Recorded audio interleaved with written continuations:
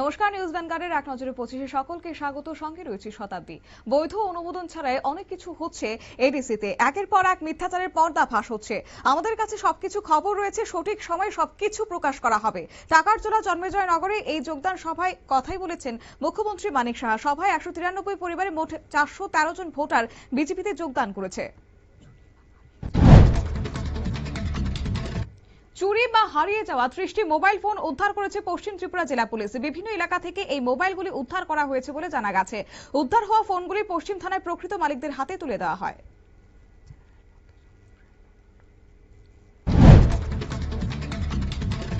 General Padmajung Memorial football টুর্নামেন্টে জয় পেয়েছে Mizoram college ভ্যাং। Unakoti জেলার কৈলাসহরে কলেজ মাঠে অনুষ্ঠিত ম্যাচে তারা অ্যারিয়াক্স একাডেমিকে 1-0 গোলে হারিয়ে দিয়েছে। দ্বিতীয়ার্ধে রোয়ার একমাত্র গোলে জয় নিশ্চিত করেছে মিজোরাম দল। তেলিয়ামুড়াতে এসডিপিও অফিস সংলগ্ন জাতীয় সড়কে ভয়াবহ দুর্ঘটনায় আহত হয়েছে 4 ই রিকশা যাত্রী। মারুতি গাড়ি ও ই রিকশার মুখোমুখি সংঘর্ষে এই দুর্ঘটনা ঘটে। ধাক্কায় ই রিকশাটি ক্ষতিগ্রস্ত হয় এবং যাত্রীরা রাস্তায় ছিটকে পড়েন বলে জানা গেছে। কেন্দ্রীয় বাজেটকে জনমুখী বাজেট বলে আখ্যা দিয়েছে যুব বিষয়ক ও ক্রীড়া মন্ত্রী টিঙ্কু রায়। এক সাংবাদিক সম্মেলনে মন্ত্রী দাবি করেন, এবারের বাজেট শ্রমিক, কৃষক ও যুব সমাজের স্বার্থে তৈরি করা হয়েছে। পরিকাঠামো উন্নয়নে রাস্তাঘাট, রেল এবং বিদ্যুতের জন্য 12 লক্ষ কোটি টাকা বরাদ্দের কথাও জানিয়েছে মন্ত্রী। অল ইন্ডিয়া ব্যাংক এমপ্লয়িজ অ্যাসোসিয়েশনের পক্ষ থেকে রাজ্য সংস্থার উদ্যোগে অনুষ্ঠিত হয়েছে টিপিবিই এর 8ম রাজ্য সম্মেলন। উদ্বোধনী অনুষ্ঠানে উপস্থিত ছিলেন সাধারণ সম্পাদক CH ভেঙ্কট চল সহ আরো অন্যান্য নেতারা। ব্যাংক কর্মীর স্বার্থ, অর্থনৈতিক পরিস্থিতি এবং ট্রেড ইউনিয়নের ভূমিকা নিয়ে সম্মেলনে আলোচনা হয়। এসআইআর ইস্যুতে এবার মুখ খুললেন প্রাক্তন মুখ্যমন্ত্রী মানিক সরকার। তিনি অভিযোগ করেন, এই প্রক্রিয়া সংখ্যালঘু ও পিছিয়ে পড়া মানুষের হয়রানির শিকার হচ্ছেন। সরকারের এই উদ্যোগ নিয়ে প্রশ্ন তুলেছেন তিনি। পাশাপাশি সুপ্রিম কোর্টের শুনানিতে বাংলার মুখ্যমন্ত্রীর অংশগ্রহণকে সমর্থন জানিয়েছে মানিক সরকার। নিগমের হকার উচ্ছেদ অভিযানের ঘটনায় তীব্র নিন্দা জানিয়েছে তৃণমূল কংগ্রেসের ত্রিপুরা রাজ্য কমিটি। দলের পক্ষ থেকে এই উচ্ছেদকে সাধারণ মানুষের জীবিকার উপর আঘাত হানা হয়েছে বলে দাবি করা হয়েছে। ক্ষুদ্র ব্যবসায়ীদের প্রতি মানবিক দৃষ্টিভঙ্গি নেওয়া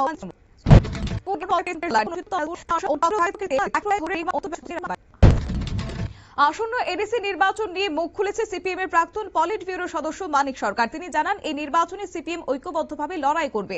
মানিক সরকারের দাবি, ভোটের লুটের চেষ্টা হলে জনজাতিরা তা প্রতিহত করবে। নির্বাচনকে কেন্দ্র করে সতর্ক থাকার আহ্বান জানিয়ে 28টি আসনের মধ্যে 28টি আসনে লড়াই করার ইঙ্গিত দিয়েছেন তিনি। ত্রিপুরা স্টেট গেমসের লোগোর আনুষ্ঠানিক উদ্বোধন করা হয়েছে আগরতলায়। ত্রিপুরা অলিম্পিক অ্যাসোসিয়েশনের উদ্যোগে এই গেমসের আয়োজন করা হয়। এক সাংবাদিক সম্মেলন করে অ্যাসোসিয়েশনের কর্মকর্তারা জানিয়েছে, আগামী 22 থেকে 24 ফেব্রুয়ারি পর্যন্ত রাজ্য জুড়ে স্টেট গেমস অনুষ্ঠিত হবে।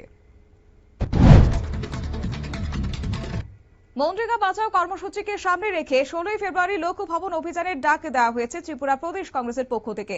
প্রদেশ কংগ্রেস সভাপতি আশিস কুমার সাহা জানান, 16 ফেব্রুয়ারি লোকভবন অভিযানে রাজ্য তৃণমূল স্তরের নাগরিকরা অংশ নেবেন। দলের অভিযোগ, মনরেগা প্রকল্পকে বাদ দিয়ে মানুষের অধিকার খর্ব করছে সরকার। আগরতলায় হকার উচ্ছেদের পদ্ধতি নিয়ে তীব্র নিন্দা জানিয়েছে প্রাক্তন মুখ্যমন্ত্রী মানিক সরকার। তিনি অভিযোগ করেন, আগরতলা পৌর নিগম গরিবের বিরুদ্ধে যুদ্ধ ঘোষণা করেছে।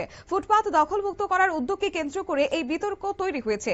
উচ্ছেদ অভিযানে হকারদের প্রতি সহানুভূতিশীল হওয়ার আহ্বান জানিয়েছেন তিনি।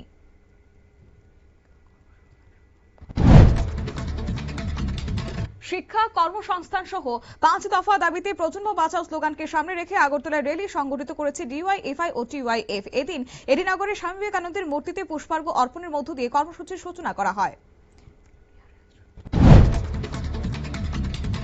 বিলুনিয়া রেল স্টেশন চত্বর থেকে 2টি ব্যাগ থেকে 20 কেজি শুকনো গাঁজা উদ্ধার করেছে পুলিশ এবং বিএসএফ। 2টি ব্যাগে করে এই গাঁজাগুলি নিয়ে যাচ্ছিল যাত্রীরা। রেল স্টেশনে ঢুকেই পুলিশকে দেখে ব্যাগগুলি ফেলে পালিয়ে যায়। পুলিশ তাদেরকে ধাওয়া করলে আটক করতে পারেনি। অভিযুক্তদের খোঁজে তল্লাশি শুরু করেছে পুলিশ। বাংলাদেশে হিন্দুদের পাল্টা লড়াইয়ের ক্ষেত্রে বার্তা দিয়েছে আরএসএস প্রধান মোহন ভাগবত। ভাগবতের কথায়, তারা লড়াইয়ের সিদ্ধান্ত নিলে বিশ্বের সব হিন্দুরা পাশে দাঁড়াবে। তিনি দাবি করেন, শেখ হাসিনা সরকারের পতনের পর খুন, হামলা ও অগ্নিকাণ্ডের মতো ঘটনা বেড়েই চলেছে। তবে দেশ ছেড়ে পালালো সমস্যার সমাধান হবে না বলে জানিয়েছেন তিনি।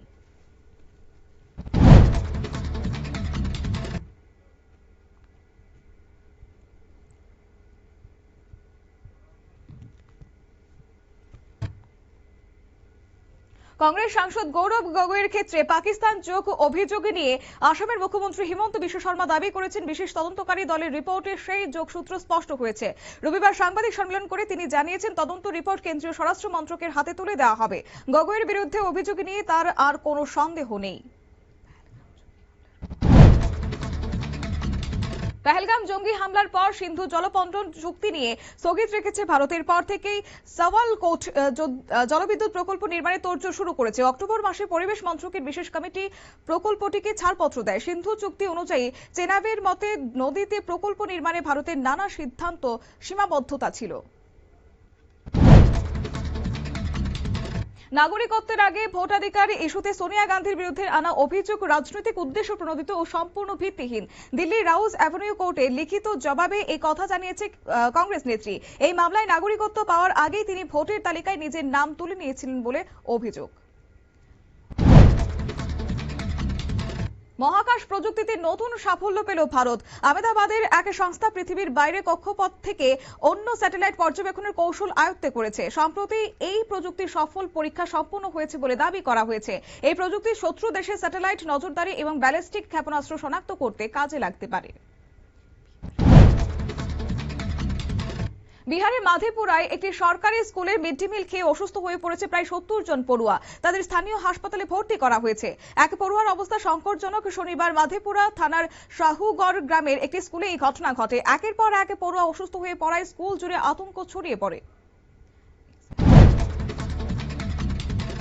এসআইআর প্রক্রিয়া নিয়ে প্রশ্ন তুললেন উত্তরপ্রদেশের প্রতিমন্ত্রী ও বিজেপি বিধায়ক রবীন্দ্র জয়সওয়াল। তিনি অভিযোগ করেন, তার কেন্দ্রে একাধিক ভোট কেন্দ্রে একই ভোটারের নাম বারবার নথিভুক্ত হয়েছে। এই অবস্থায় একই নামের একাধিক তালিকায় থাকলে এসআইআর প্রক্রিয়ার উপকারিতা নিয়ে প্রশ্ন তুলেছেন তিনি।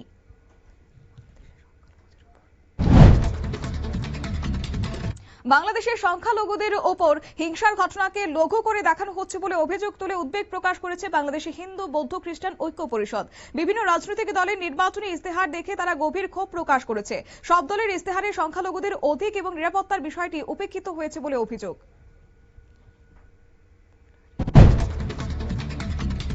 ভোলারি বিমান ঘাঁটি পুনর্নির্মাণ শুরু করেছে পাকিস্তান। পেহেলগাঁও হামলার পর সিন্ধুর অপারেশনে এই ঘাঁটিটি ব্যাপকভাবে ক্ষতিগ্রস্ত হয়েছিল। সাম্প্রতিক উপগ্রহ চিত্রে ধ্বংসপ্রাপ্ত ঘাঁটির পুনর্গঠনের কাজের ছবি ধরা পড়েছে। 2025 সালের 10 মে এই বিমান ঘাঁটিতে হামলা চালিয়েছিল ভারতীয় বায়ুসেনা।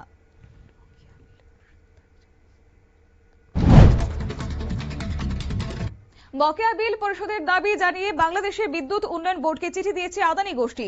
গৌতম আদানি সংস্থা সতর্ক করেছে, বকেয়া না মেটালে বিদ্যুৎ সরবরাহে ধাক্কা লাগতে পারে। পিডিবির সঙ্গে বিদ্যুৎ সরবরাহ নিয়ে দীর্ঘদিন ধরে বিরোধ চলছে আদানি গোষ্ঠীর। এখনো পর্যন্ত বিরোধের নিষ্পত্তি হয়নি। এক নজরে 25 আপাতত এই পর্যন্ত। পরবর্তী আপডেট এবং টকশো দেখার জন্য চোখ রাখুন শুধুমাত্র নিউজ ভ্যানগার্ডের পর্দায়। নমস্কার।